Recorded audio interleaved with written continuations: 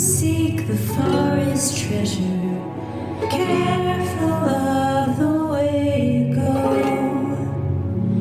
If you seek to stave off madness, read my tale of pride and woe. Here I met my ending, here my breath expired. Forest floor, my final cradle, where my flesh and bones retired. Hello and welcome to You Are Not Alone. You Are Not Alone is a 1v1 horror actual play podcast. I'm Blaine, your host and RPG-loving friend. If you like the podcast, please consider rating and reviewing it on your favorite podcatcher. It really helps other folks find us. If you want to recommend a game, be a guest, or just say hi, you can find me on Twitter at notalone_har. You can also email me at youarenotalonepod@gmail.com. I would love to hear from you. This is the last episode of our Troll Hands Takeover. Last episode, we started playing Gabriel Robinson's game Candlelight. Candlelight is a rooted and trophy game about the ghosts of treasure hunters, trying to escape the forest that they died in. We are using Madeline Ember's trophy incursion Shiver as the basis for our story. Candlelight and Shiver are both available over on itch.io, and you should check them out. In the first episode, we met Alaina, a girl sent out by her village to find the mythical Everspring, in hopes of saving her village from starvation. Alaina found the Everspring, but wasn't able to escape with her life. Now, as a ghost, she is trying to find some way to still bring food back to her village. This episode features themes of extreme hunger and starvation. Let's jump in. And maybe that's easier to leave yourself there, resting peacefully, kind of wreathed, not overgrown as much as just beautifully wreathed in frost and surrounded by this orchard, which is still full of both ripe apples and fruit of every kind, and the blossoms of those fruits. Sort of like this perpetual abundance. It's always spring and summer and every season at once here in the Everspring. Yeah, I think that's that at least makes it a slightly more relieving way to leave.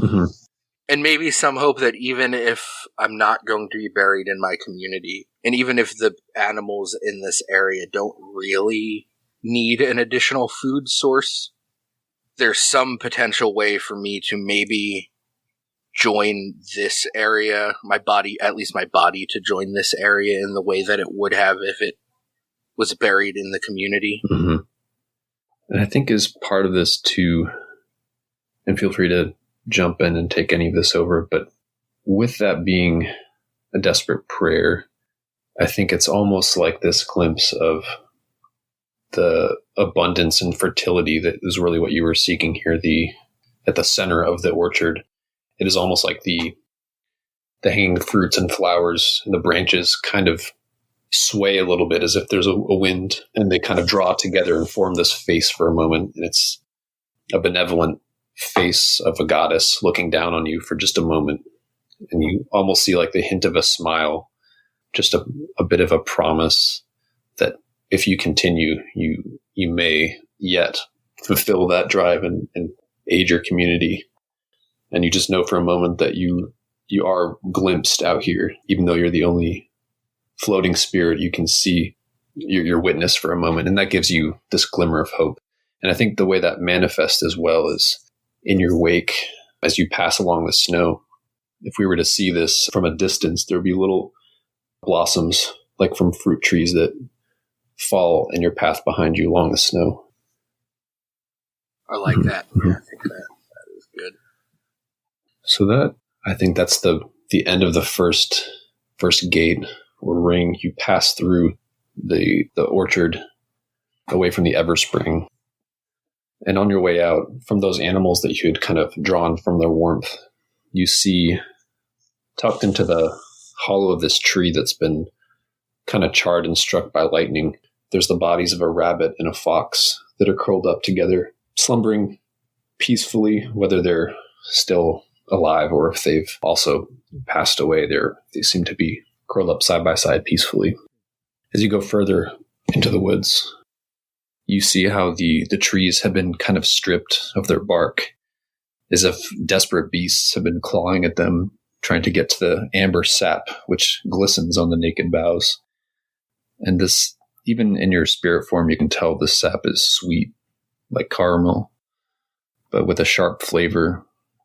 And you see ahead of you this groggy, thin bear that's digging at the roots of trees. And in this winter time, it should be hibernating in its den, but it's still hasn't put on enough weight to properly hibernate, and it's still pitifully pawing around and moaning and searching for food. It reminds you of those who wait for you back home, who are probably starving as well. And as you get further into the woods, you hear this deep rumbling sound, stomping on the ground. And you're reminded that not so long ago, you passed this way. You were chased by this enormous beast with its big hooked tusks protruding from matted brown fur. And you again can smell somehow the smell of its acrid sweat, thick mud, overpowering. And somehow you know that even in your spirit form, this creature can see you and remembers that it chased you not so long ago and turns itself once more towards you. So it's kind of up to you how you might try to pass by this spirit. It's now sort of still a threat in a spirit form. Yeah, I think I think Alaina kind of hesitates for a moment, still kind of being unsure of the rules of spirit. Mm-hmm. And for a moment kind of thinking this was a thing of the physical world. There's no way that it could hurt me. And then realizing that just kind of in the core of whatever my being is now, that there is somehow, I just know that there's a way that this thing can hurt me. I kind of have an idea for a flashback here. If you want to see how, because I think as you're wondering that, you see that it kind of lifts its head up and its head is kind of sticking through the trees and its maw is bloody and it's eating the body of something or someone. But you also see somehow in this spirit form of yours, in this limbo, that it's also seeming to consume light from this body. It's not just the physical essence, but it is swallowing light from this thing as it feasts on its life form. And that's maybe how you know that it could just swallow you as well. But it might be interesting to see as a flashback kind of how this went before, if you want to. Yeah, I like that idea. That is a slightly terrifying thought. So I'm going to scroll back up here to flashbacks. So it's basically another risk roll. Spent all this time making the game and not scrolling through it later. So this is when you're asking what happened here, and I'm just going to say this is one of your companions that fell here on the way towards the Everspring, and they didn't make it as far as you, but somehow you did. And you make a risk roll. So again, you can bring in any of your skills that might be relevant. And you can also invoke a desperate prayer, and we kind of see the results. So you might learn something that aids you going forward and even find hope in it. Okay. The risk is that it will increase your despair if it goes higher. The dark die goes higher. That makes sense. I'm trying to think if any of my skills make sense here. I guess traditions could make sense if we had if our village has stories about whatever this creature is. Oh, that could be interesting. Because I feel if there's this big thunderous creature that runs through the woods, we're close enough that we had to have experienced that before. Mm-hmm. Even if it's just the signs of it. Right, or maybe hunters have seen it or claim to have seen it. Yeah, it could be a cryptid. Mm-hmm. Sort of for our community that maybe most people think it doesn't exist. Yeah, that's cool. Because I do think the idea of this creature that eats both body and soul mm-hmm. is to a community, like going back to our burial traditions, to a community that buries their dead in a way to like have them cyclically live with us for ages to come. Like the idea of something that consumes both body and soul is like the most terrifying concept. Because it consumes not just the body that we would bury, but then also like the thing that would kind of live on with us. Absolutely. I mean, that's kind of this abomination in a way too. It just seems so wrong if it prevents, your ancestors from passing on in that way, from being sustained. It just would erase you in a way. Yeah, it's sort of a true death for those who almost, like, I imagine it almost like a bogey story of like, if you, like, we tell it to our kids, if you go out in the woods, this creature will eat you, and like, there's no way for us to remember you if you're consumed by this creature. Yeah, that is horrifying on both levels there. So, yeah, I think that would make perfect sense for traditions. It's a dark die for facing this tragic past. I feel like, and I don't want to be doing all of these desperate prayers, but I also feel like Alaina seeing one of her companions being consumed by this would be like it is a desperate moment to like remember what happened and maybe find a way to like chase it off before it finishes eating my companion. So this is one thing I'm realizing. There's probably a few ways we could use roles in this scenario, but I was picturing the flashback part being kind of seeing what happened, and if you learn more from it, so you don't have to do this all in one role. You could definitely then use one of your dirges or try to do something about it. Okay, yeah, I think that would be the desperate prayer moment. Then this probably is less of a desperate prayer. Sure. So that is not good. I don't think my despair goes up, at least. I got a 1 on my light die and a 2 on my dark die. Okay, yeah, so things, yeah, it's not good, but you don't necessarily learn something new about what happened. I think what's bad about it is you can't even tell which of your companions it is, because it has been eating their head first, and you can't even see their face. And you, looking back on these fleeting moments, you were able to get ahead of the group, and you didn't even have a chance to see who was keeping pace with you or not. But this does remind you that you're the only one who was able to make it to the Everspring, and you're the only one left who might be able to still do something for your village. But seeing that you still, you feel these powers kind of seething within your form, these different dirges. If you want to use them, you can also just try to escape and slip by. How do you want to approach this next?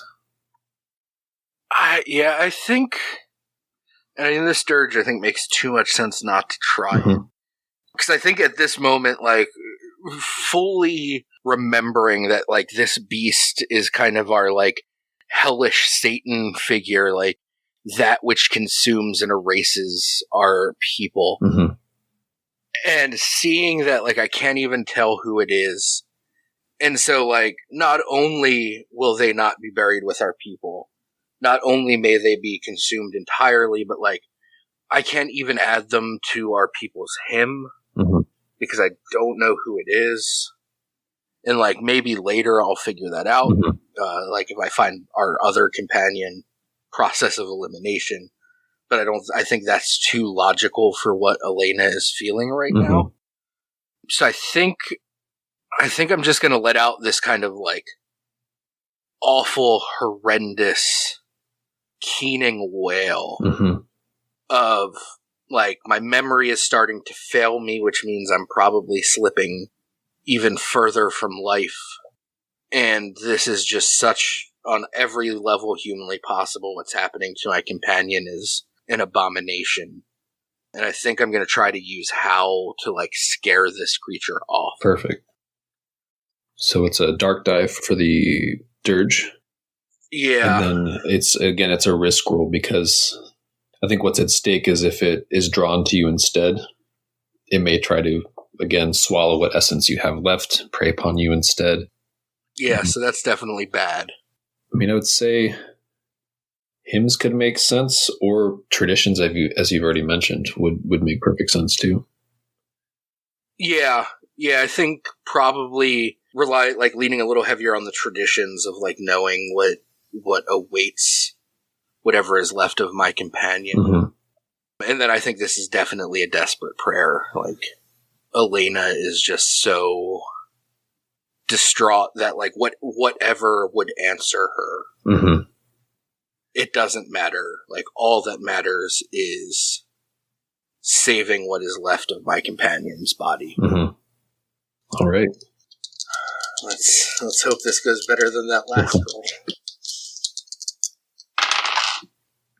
Oh, well. That's a 6, but it's on the dark. Wow. Okay.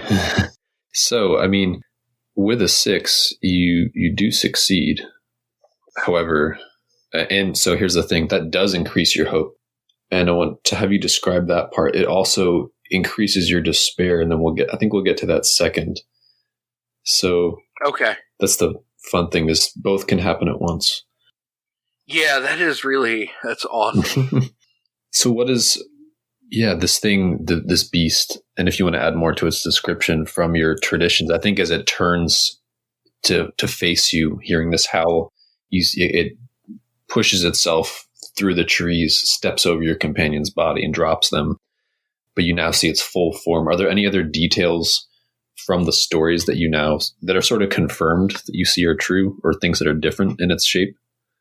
So I think the one thing that is true from our stories that, like, all of us kind of thought, that's silly, that couldn't possibly be true, mm-hmm.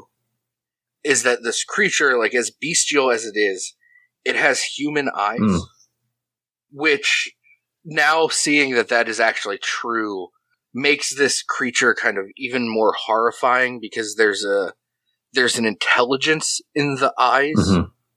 that reveals that, like, this isn't just some beast that consumes and ends. It knows what it's doing, mm-hmm. which makes it, like, if it's just a beast and it's just following its beastly inclinations, that's one thing. Mm-hmm. But to know that it is aware of what it does and it continues to do that. Yeah. Feels just so much worse. Mm-hmm. It's reminding me of the bear in Annihilation that's so terrifying with those human eyes. Oh, yeah. But it's your dirge drives it away. That was your goal, right? Yes. Yeah, so something in just the onslaught of all the emotion you unleash, the desperation, the anger, I think, like the righteous anger at seeing it trying to devour your companion and knowing what that means to your community, it kind of rears back in surprise. And I think it turns its head from you as if it's hearing something else. Maybe it's the echo of your dirge, or it's some other voice in the woods, but it turns and charges back into the undergrowth away from you. I think, so your hope goes up because of the 6 and because of preventing that from devouring your companion. I think as you get closer, you'll be able to see which one of your companions it was, or at least identify their clothing or something like that. Do you want to name who that person was? Yeah, let's say Mikhail. And I think maybe, I don't want to say sibling, but maybe, I think maybe he was my cousin. Mm-hmm. Some next tier out relation. Mm-hmm. And I think that, like, kind of one of the ways that this hope manifests is that, like, the scream itself slowly starts to morph into an actual comprehensible speech. Mm-hmm. And it's me singing that hymn of our people. I add his name to the end. Oh, perfect. Yeah. Yeah, that makes a lot of sense. At the same time, because it was the dark die, your despair does go up. And what does that put you at despair-wise? That's a 4. Okay. Again, we're starting with all the horror at the start. Yeah. Still a little anxiety inducing being in the second scene, 2/3 of the way there. Yeah. Well, I should mention, I want to describe that a little more, but there's a mechanic built in too where it encourages you to role play as a spirit, basically, and you can haunt the forest. So you can, in Trophy Dark, it's the reduction rule. But basically, you can try to roll under your despair by doing things kind of like you already did, but basically by trying to sort of shake off that despair. Might be stirring the growth around you, letting out more whales, just basically being a terror of the forest to kind of throw it out there into the environment. Yeah, I love that mechanic as a twist on the trophy. Like, the reduction roll in trophy is you acting in the interest of the forest. Mm-hmm. And in this, it's just like, it's you being a ghost. Right. Yes. And kind of accepting that ghosthood. Yeah. I think I'm probably going to wait for one more despair if we get there. Yeah. I just want to mention that's always there too. But I have a feeling already being at 4 despair that that it's going to happen.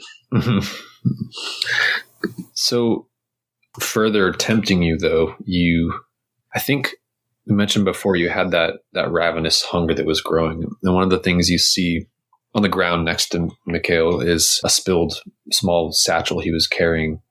And there's a few of these figs that are spilled out on the ground that are glazed in honey that part of you is starting to remember. Maybe you saw them earlier in your journey, but it's not quite coming back to you yet, except that maybe they belong to someone else. And that hunger, kind of ravenous hunger, comes back to you again, realizing you can't physically taste food, that you will never taste something as delicious as that ever again.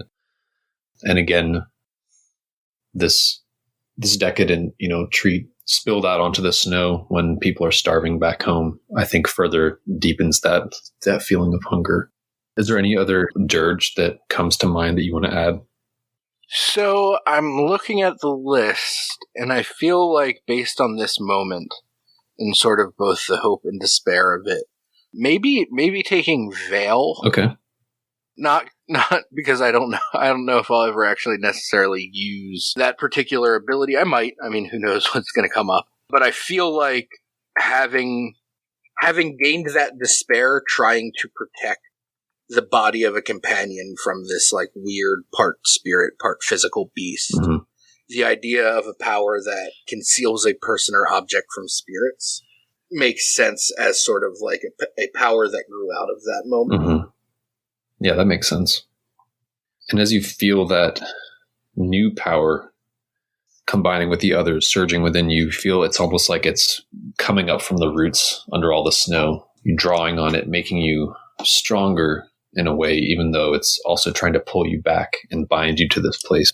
But it's another thing you realize you can exert your will on the world, even though you don't have a physical form. And you hear this voice in the distance once more, and you realize this is maybe what had also drawn the attention of the beast, even as it kind of reared back and was driven away from your howl. And you hear a voice from the forest calling out to you and begging for you to return home. And you recognize this is someone from your village who's come looking for you. And they sound afraid. They sound pretty desperate. It's bitterly cold out here. Even as a spirit, you feel, or imagine you feel like the cold wind blowing through you, the emptiness, and you worry that perhaps this family member or this relative of yours is going to meet your same fate. Is there anyone you want to name from the village who may have come looking for you? I think it's my little sister. And we'll say her name is Natalia.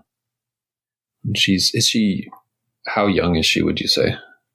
I don't think like terribly young, like maybe 14 or 15. Okay, so just a few years younger than you, maybe.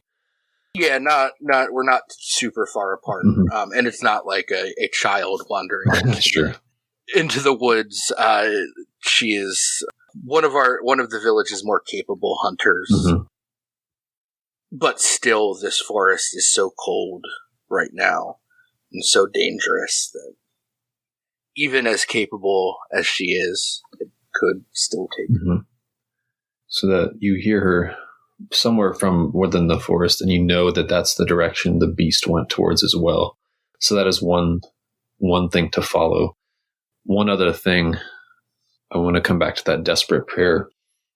That part of your howl, your sort of righteous anger at seeing this beast devour your cousin, but also just hoping that some other power would aid you when you felt so powerless. That sense of hunger, that ravenous emptiness, you feel it again with the cold wind blowing through you back towards the path you walked. And kind of almost on the edges of your vision, you see this form of like shards of icicles and frost, angles kind of edging into your vision. And I'm scrolling down to one of these tables. I just want to read this because it's one of my favorite parts of the game. The table for ancient entities and their worship.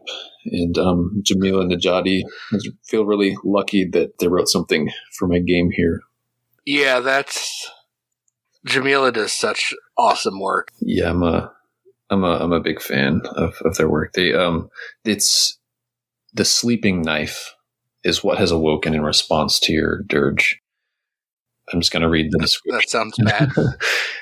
She's angles and lines, dragging a cloak of rusty knives behind her. Her voice is the sound of a blade against stone. She will cut away all that holds you to this world. I'm envisioning it, though, as knives made of frost and ice. And yeah, that's perfect. Yeah, I think it's not coming into words yet, but you can feel that the sleeping knife wants something from you. Is just as those dirges, those powers are starting to grow within you, this entity's taken notice and wants you to cut away other living things in this forest and harvest them. It kind of senses that that's what you came here to do, to bring back, but it wants to take a hold of you and use you for its own ends. So it's something pursuing you again, and the beast pursuing your sister ahead of you in the forest. And with that, we've come to the end of the fourth gate. I guess this is backwards. Sorry. The second gate. Ring 4. Yeah. Yeah, I feel like knowing that Natalia is in the woods and that the beast is headed in her direction, I feel like as sort of existentially terrifying as the sleeping knife is, I think that I would just take a brief look at her and then just bolt in the path that the beast is cutting through the woods. That brief glance back, you see those angles and lines that were on the edges of your vision, almost like this vast cloak of hers, this patchwork of frost and icicles and needle-like teeth made of ice, and just everything manifesting as sharp and cutting and just looming behind you, wanting to cut away the life force in front of you, and then you flee. But she's taken notice of you, whatever that means or doesn't mean. Moving further along, you see in the snow underneath you, it's trampled and mud-like. There's places where the ice is frozen into puddles and been shattered. You recall that there was that stampede of beasts that had kind of rushed past you towards the Everspring. But it's empty and barren now. And as you look for your sister, you feel the wind now, almost like memories of sensations coming back to you, but the wind blowing low and hollow through the branches of the trees. And you are kind of stirred to a memory of what it was like to be warm, what it was like to have a belly full of warm, delicious dinner, and to be able to listen to the wind outside. Again, that feeling of ravenous, empty hunger. and desperation to find your way out of here. I think what you come across next is the circle of what used to be your cooking fire. And I think it's up to you if you if you think your other companion may have made it here or not, or if you want to come back to this and search for your sister. It sounds like that's where you were going. I realized I kind of introduced the next things, but I didn't want to leave that thread either. Yeah. I think maybe what might be interesting is maybe my other companion died at this spot, so his body is still here. Okay. I'm trying to think of like what might get me to stop. Yeah, that makes sense. Even if it's just for a moment. Yeah. So maybe they died in the night, either of hunger or cold. Whatever. I feel like that whatever's more interesting for you as far as painting this picture. I think you find the cold, like it's like a lean-to that you made out of some branches you were able to gather as a group. And there's like a little bit of hollow in the snow where you're able to kind of huddle and maybe make a tiny campfire. But there's faint tracks leading away from that in a spiral out from that shelter. And I think you're able to drift across the snow pretty swiftly as a spirit and follow those tracks. And it's where you find your companion resting under a tree. I think the memory might be coming back to you of encountering this when you were living, but they seem to have wandered off in the night away from your warmth and campfire. And you never really quite figured out why. You see them resting under the tree, eyes closed, almost like a contented smile on their face. Somehow as if they'd had a really good meal. Is there any evidence that you see around them that they may have eaten something in the woods, or anything else you like to add to the scene? I feel like maybe I like the idea of with this kind of concept of like kind of will-o-wisps that lead people off into the woods, and they find themselves kind of lost and feeling full. But like will-o-wisps are so much about like illusion. An illusion that leads you to your death, sort of. So I kind of like the idea of maybe the evidence of like what they've eaten is that there are like their hands are kind of like bloody and raw, and maybe some of the fingernails are ripped out, and kind of to either side of them there are these areas of snow and dirt beneath it, with blood stains around, showing that like what they actually filled themselves with was just snow and dirt, and they dug up handfuls of it despite the blistering cold. And maybe there's some dirt around their lips, showing this kind of fake meal that they gorged themselves on. Definitely. So this is another reckoning, because it is horrifying to again see how they wandered off and you and your other companion weren't able to save them. You don't understand why. But at the same time, there's this odd, peaceful look on their face. Whatever happened, they died more peacefully than your other companion. And so hope or despair could come out of this. But I want to have you make that roll to see what happens. All right, let's see. Please don't fat die. I rolled a 3. Okay. So I think it's less than my despair, so I don't think my despair goes up. Right. So, yes, so lower than your despair, your hope increases. So oddly, is there any other reason than what I've described that might give you a sense of hope? At least they seem to have died peacefully. Yeah, I think that's really what it comes down to, because there's despair in all of this death for me, not just because of the death, because we've died outside of the village. But I think that this knowing that there was at least peace to their passing, and that the beast hasn't gotten them, right, I feel like is at least one small mercy amidst all of this. Do you want to name this companion as well? Yeah, let's... In a vaguely Eastern European theme here. Let's call him Piotr. Yeah. Okay. So yeah, knowing that Piotr at least died in some blissful way, at least feeling full, if not actually being full, is a small mercy. Yeah. It's an odd reminder of what you had hoped to find, what you, not in death, but at least that like memory of being peaceful and having a full meal. At least Piotr believed that's what he had experienced, even as he faded away in the cold night. I think you still hear, again, that voice of your sister calling out, and you hear another voice responding to her, arguing, shouting back, "It's mine. You can't have it. Nobody can take it from me," just shouting kind of savagely, desperately. If you float towards that voice, drifting over the snow, you see a woman you've encountered before.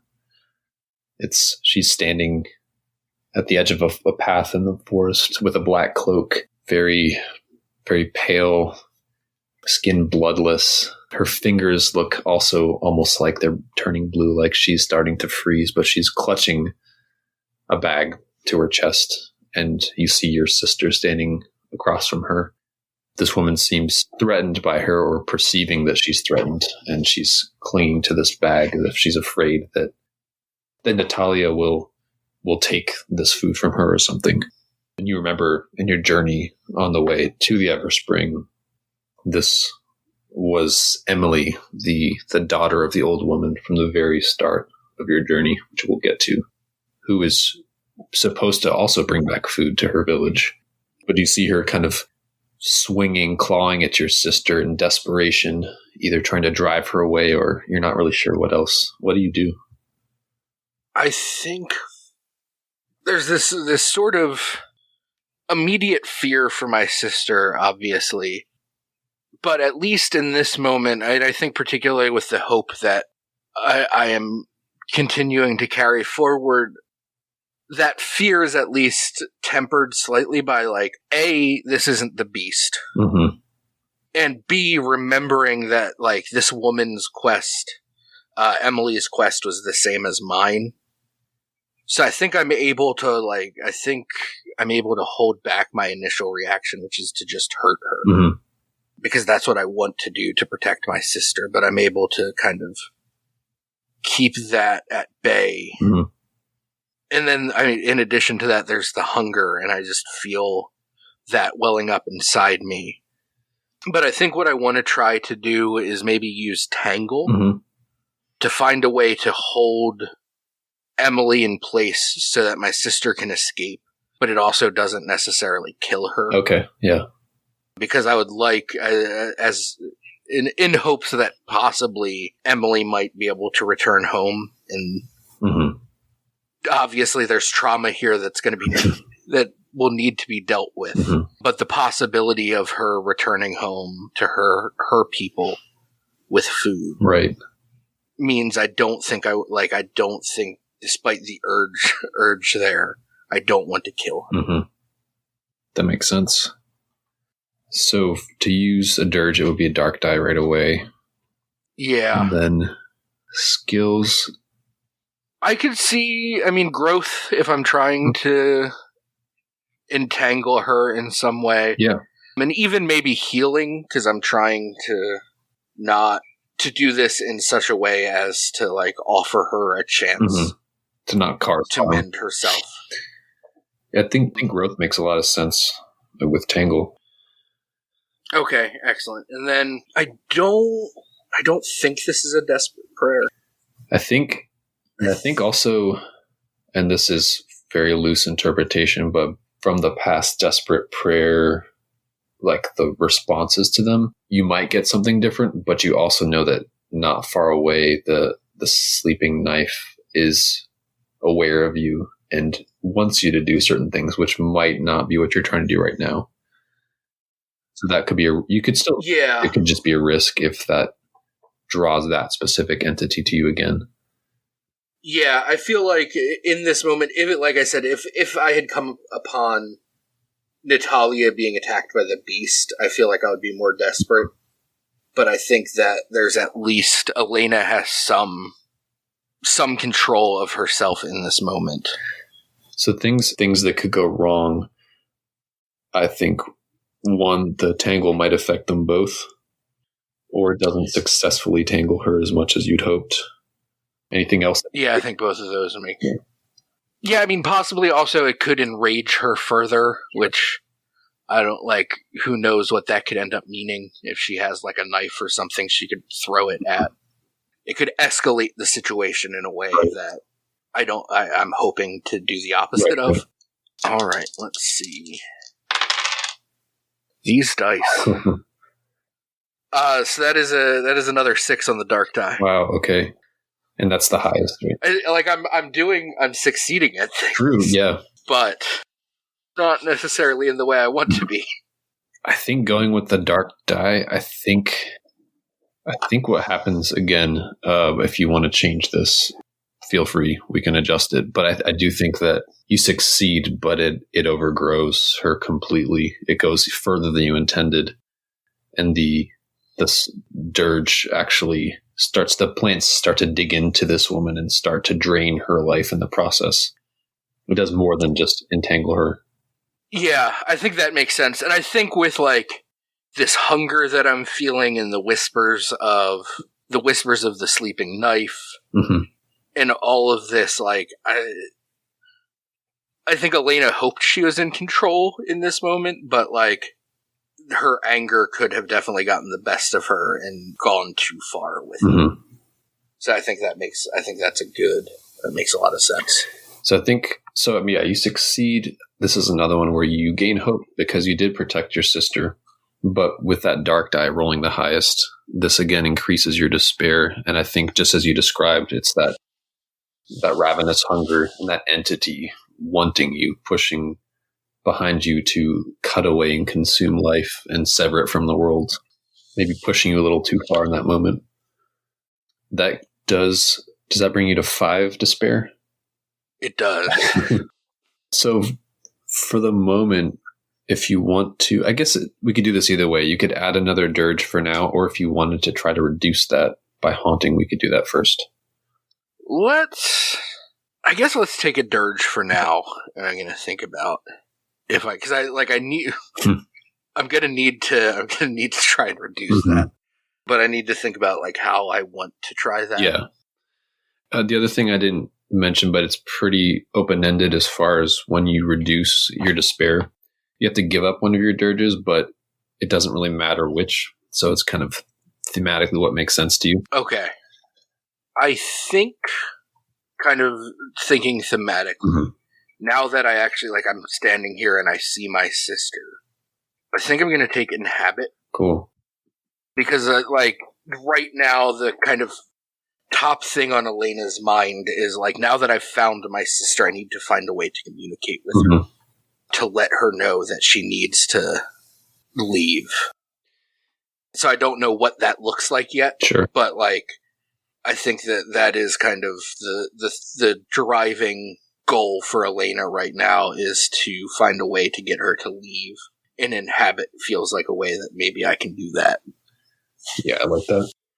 I think also as a consequence of this, I think Natalia, your sister, sees this woman who is growing increasingly desperate and almost feral, just like purely instinctive, just clutching this whatever was in her bag to her and looking like she was getting ready to attack your sister like a cornered animal, really. All of a sudden, what does that dirge look like? I sort of started to describe it for you, but what does it look like when that tangle grows over her?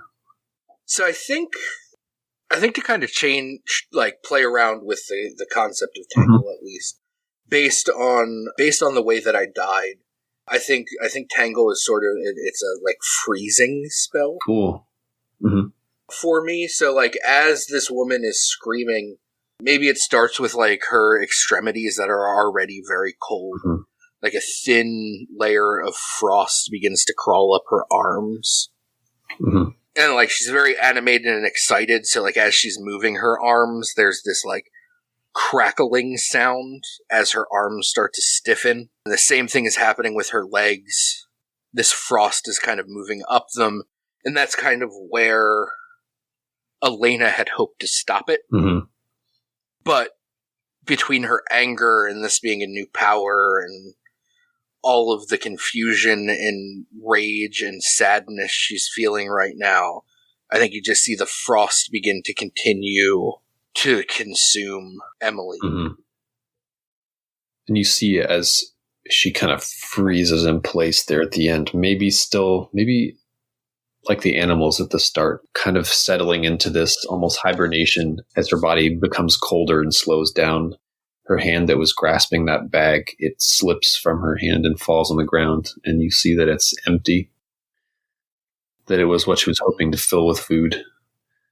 She didn't even have food she thought was going to be stolen from her. That was her desperate moment, and her hopes falling to the ground as well. But your sister, seeing this happen, maybe not quite realizing the source of it, I think flees from the scene as well, running back the way she came, or at least into the forest again. And you can continue to get closer to her, but that's going to bring us, I think I would like to have that bring us back towards that campfire and touch on that scene again. Okay. I also just want to again mention you can haunt at any point because you are at 5 despair. Because if you encounter something else, that may bring that up to 6. So just keep that in mind too. Yeah, I feel like the campfire might end up being a good place to try and do that. Having like a moment of respite to try and kind of figure everything out. I think that's where you find her actually, as you might be kind of following her, trying to keep pace or trying to, I don't know, communicate or at least do whatever you can to protect her in your current form. But I think somehow she stumbles across that shelter that your companions made and is huddling there. There's snow that's fallen on the ground, but she's just seems to be in shock for a moment of just, this seems to be maybe the first supernatural thing she's seen in the forest on her own journey, and has found the same shelter where you and your companions rested overnight. There's that cold hollow of ash on the ground where your campfire was. And she's sitting there, and you can see from a distance, a little bit further away from this campfire, there's a briar with bright red berries, and there's the bodies of a dozen small birds who desperately were looking for food as well and seem to have eaten this poisonous fruit. And the snow here is thick and kind of wet, but you have a moment to return to the site of that campfire, or at least to where your sister's huddling, if you want to.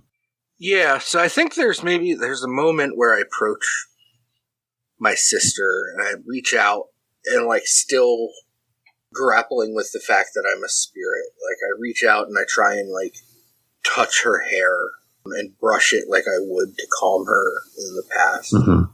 And obviously I just, nothing, like my hand slips through it. And sort of sadly, then I go out to the campfire and I sit down on one of the logs that we arranged around the fire that night that we camped here. And I keep an eye on Natalia, and I just sit there and kind of, this is one of the first moments I really have to, I know my sister is safe. Mm-hmm.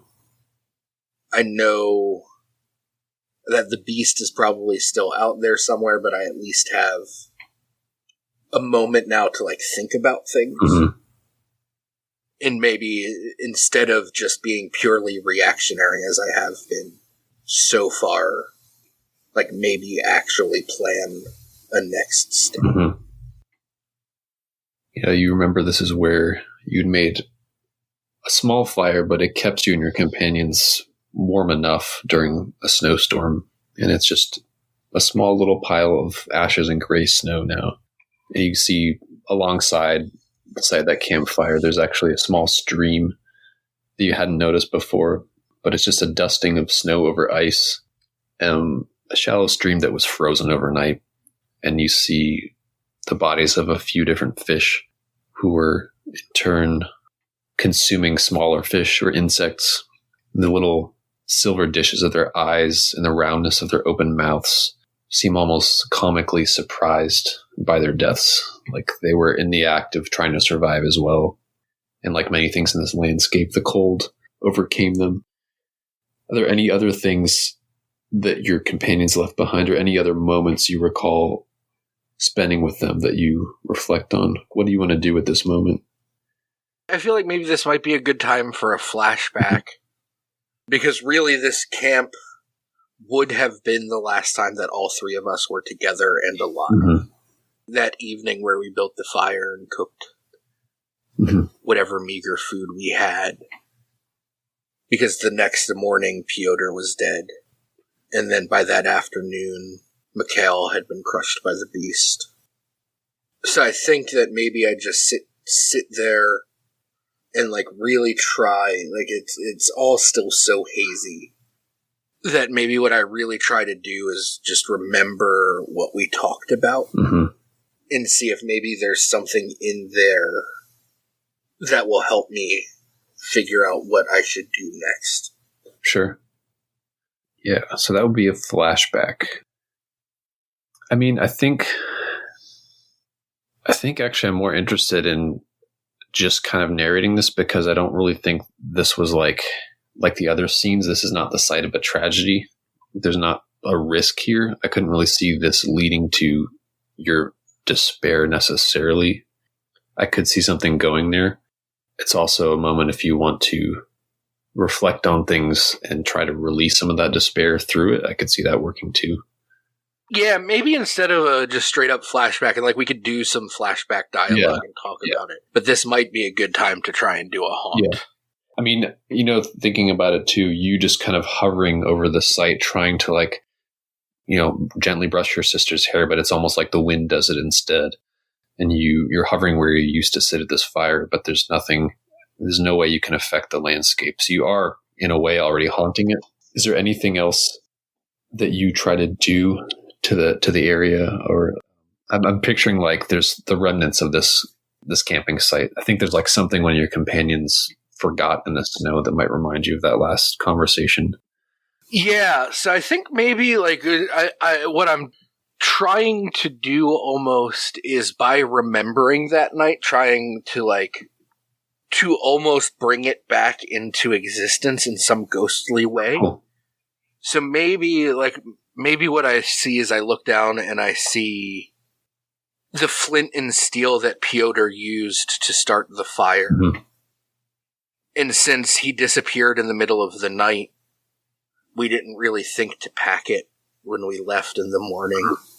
And it's still there, and like I'm trying to like make the fire manifest. Mm-hmm. And like just try to recreate the campsite the way it looked in the moments before we went to bed that night. Mm-hmm. I think one thing you remember looking back on that scene was how clear the sky was and how many stars there were, as you made this like kind of pitiful little campfire, you know, trying to make the sparks and catch hold of some twigs in this little hole you dug. You glanced up and just saw the sky full of bright lights.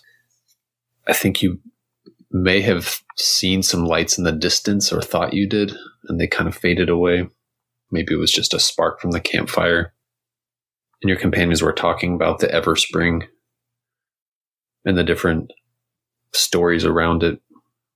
Were there any beliefs from your village? I'm thinking of the prophecy drive we talked about earlier. Were there any reasons you believed that it was real? Because you are going out into danger to find it. Yeah. So I wonder, maybe the first thought I had is maybe there's this sort of almost like age of the world to come belief among our people that if we were able to get water from the Golden Stream and water our land with it, it would kind of usher in our next age, and it would bring back all of those who had been buried. Yeah, I like that a lot. It's very much this promised land, the center of this bleak forest. And there's different versions of the story of what that river is, what the animals represent, what the fruit, maybe different healing properties of the water or life-sustaining powers that come from eating the fruit or the flesh of the beasts from the Everspring. Yeah, I like that. I think maybe before she left, Alaina had started having dreams of her in the Everspring, just seeing herself being the one to collect the water, being the one to pick the fruits and bring them back. And she realized it was time for those things to stop just being stories we told. Mm-hmm. And Alaina had learned all of our stories and all of the stories we tell and all of the different variations of the stories that we tell. And these dreams led her, looking back now potentially falsely, to believe that she was the one to make them stop being stories. Mm-hmm. I think as you haunt and recreate that last scene of you and your companion speaking, it's almost like the spectral projection. As you're envisioning them, there's a moment when they seem to be sitting there with you again. And it's almost like the stories you were telling in your spirit form, you're seeing them take shape, almost like seeing what may have been invisible before when you were living. But every story your companions tell that you recall and the dreams you had, you see them manifesting, kind of glowing and shimmering in the air, in the flames and the smoke of your small campfire. So I think this definitely counts as haunting as far as trying to find hope in this memory and kind of let some of that despair go into the landscape again, if you want to make that roll. All right. That's the amount of sixes this dark die has rolled. Makes me very, logically I know the odds are pretty decent, but yep, it was another 6. No way. I think there's a lot of ways to narrate from here. I think there were a couple of things I want to bring in. What does that bring your hope to? So my hope is 4, my despair is 6. So amazing odds with that dice. Yeah, that's I think the 3rd or 4th 6 in a row it's rolled. Wow. So you're lost in this reverie almost. You're seeing the stories of your companions played out, and in many ways it's very hopeful. You're seeing them sort of given light and taking form from the flames. I think at some point you become conscious again of the passage of time, because it's been very hard to tell what time of day it is, how fast time is moving in your form. And you realize it has gotten dark again during this whole time. And there's no more fire. You instead see dancing lights among the trees. Maybe what had drawn Piotr away from your fire. And you look around, you look back to where your sister Natalia was resting. I think what brings your despair up is that it's sort of like things literally go up in a puff of smoke. All those hopeful stories and those visions of what could come to be recreated from that memory of the campfire. And then as you come back into awareness of the present world, there's no campfire and it all just vanishes. And it's dark. And the cold wind blows through you again. And you feel that utter emptiness. And you're still able to move through the trees, but you kind of realize that you have become a part of the landscape, that everything you touch turns to cold and frost, almost as if those edges of the sleeping knife are kind of moving through you. You're leaving icicles and new mounds of snow in your wake, and you see the last footprints of your sister, who had wandered into the woods, covered up again as new snow falls. You can hear her off in the distance, still calling for you, but you don't know if she's going the right way. If she in turn will be making her way to safety back to the village, or she will make it to the Everspring. But in some ways, you know that even if she does, she might come to a peaceful end herself. She might come to that beautiful, scintillating orchard at the center of the forest and see that beauty and herself realize that it's indeed real. She might still succeed where you failed. And part of you, I think, still has hope for that. Thank you to Gabriel Robinson for joining us and bringing his incredible game Candlelight. Thank you to Madeline Ember for Shiver, the amazing incursion we used. And thank you to you for listening. If you like what you heard, you should pick up both games over on itch.io. Our special theme song this week is Dirge of the Lost by Sky Zents. It is the official Candlelight theme song. Thank you to Sky for letting us use it. Join me on March 19th when S. Gates joins me to play their game, Things, Eldritch and Terrifying. Until then, remember that you are strong, you are beautiful, and you are not alone. You who seek the forest treasure, careful of the way you go. If you seek to stave off madness, heed my tale of pride and woe. Here I met my ending, here my breath expired. Forest floor, my final cradle, where my flesh and bones retired. Here the beast did pierce me, talon, tooth, and claw. Dappled red the roots and branches as I slipped the hellion's maw.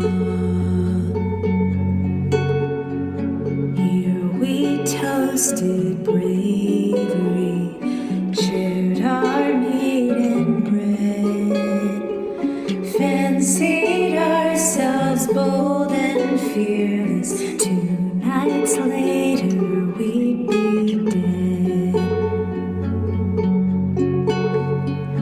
Here I heard the omens whispered through the leaves, bark bent faces wailing warnings of this doom I did not speak. Here where all is quiet, here the path descends. Will you let your greed disgrace you, blind to your regretful end? You who wish for gold and glory, hungry for the wealth you'll share, let my fate keep you from straying. Hold to hope or drown in your